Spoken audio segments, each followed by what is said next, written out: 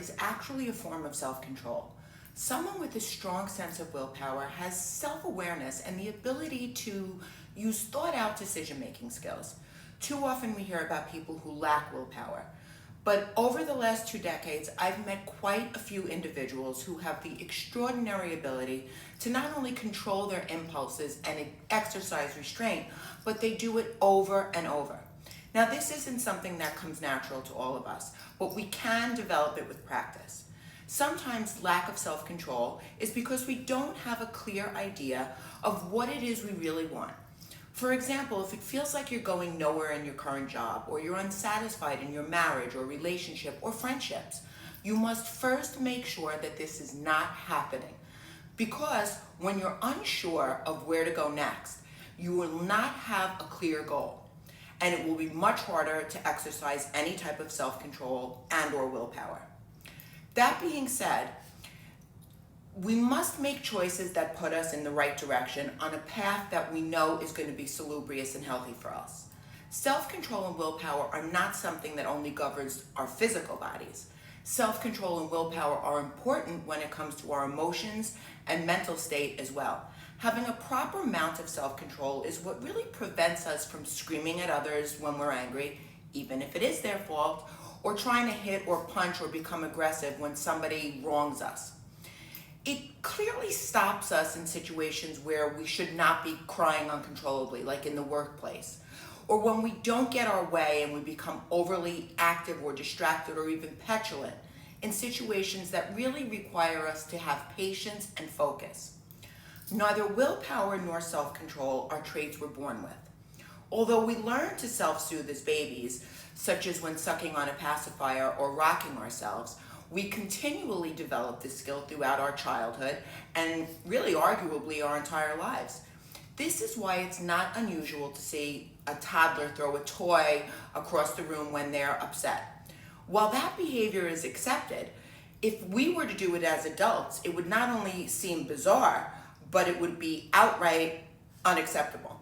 Sometimes individuals do reach adulthood with little or too much self-control in their lives.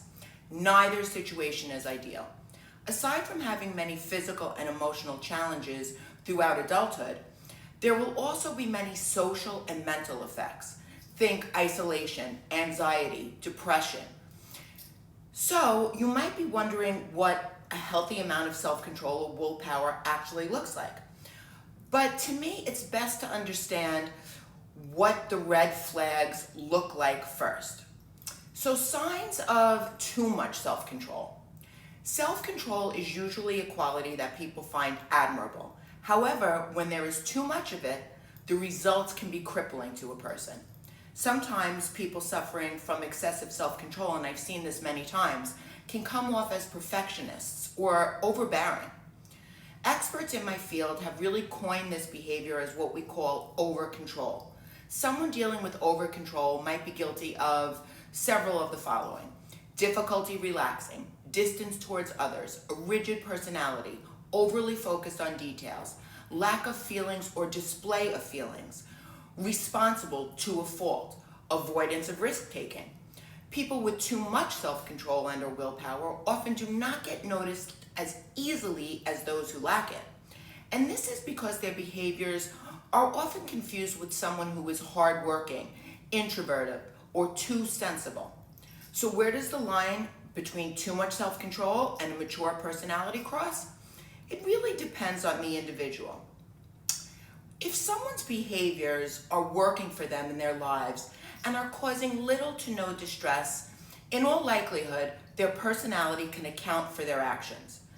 But if someone's excess of self-control makes their physical, mental, emotional, or social life a challenge, they may benefit from finding a more moderate approach, because what they're taking is actually restraining them.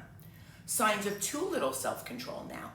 Someone who lacks self-control is quite easy to spot, mostly because they have difficulty committing to a positive behavior, or because they really do not have the same ability to regulate their feelings or actions that most of their peers or counterparts do. Signs of low self-control might look like little or no discipline when it comes to eating, diet, or working out, lack of goals or inability to reach them, low motivation, little to no willpower, having difficulty controlling their emotions, lack of attention, quick to blame others, difficulty maintaining friendships, or dangerous and overly passive lifestyle habits.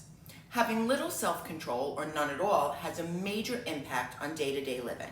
Not only is it difficult to build self-confidence under this state, but it's so hard to work with others and really make a difference in one's own life. If someone runs into the same barriers, let's say over and over again, it's likely their self-control does need some work.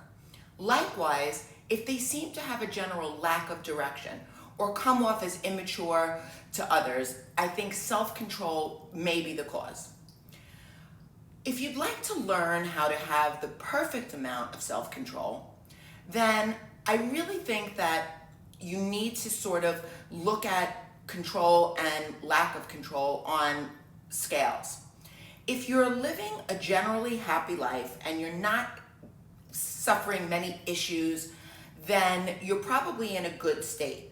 If you are constantly having what I call the guilties the next day, where you feel bad for what you did the night before or the day before, the way you spoke to someone, the way you behaved, then you might be lacking that crucial self-control. However, if you become totally risk averse, whether that's in your personal or professional life, then that is too much self-control. So I invite you to contemplate what I just said and see where you fall on this scales of balance. And I hope you got something out of it. As usual, take what you like and throw out what you don't. Thank you.